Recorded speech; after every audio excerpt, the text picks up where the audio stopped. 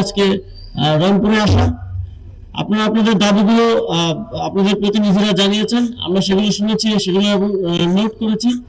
সেগুলো বাস্তবায়নের জন্য যথাযথ ব্যবস্থা নিতে স্থানীয় সরকার পরিবহন ও সমবায় মন্ত্রণালয় থেকে আমি আমার যতটুকু সাধ্য আছে সেখান থেকে কাজ করে যাব। আপনারা এখানে শহীদ পরিবারের পক্ষ থেকে কথা শুনেছেন।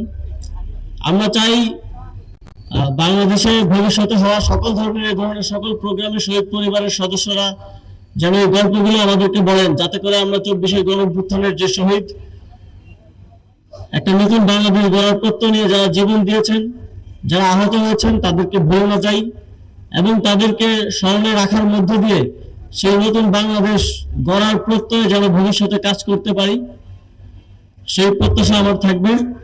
এবং আপনারা জানেন যে শহীদ পরিবারকে জুলাই শহীদ স্মৃতি ফাউন্ডেশন থেকে ইতিমধ্যেই গত সপ্তাহে রংপুরে ফাউন্ডেশনের সদস্যরা এসেছিলেন এবং রংপুরের 65 জন শহীদের মধ্যে 40 জন শহীদের পরিবারকে সেটা পৌঁছে দেওয়া সম্ভব হয়েছে।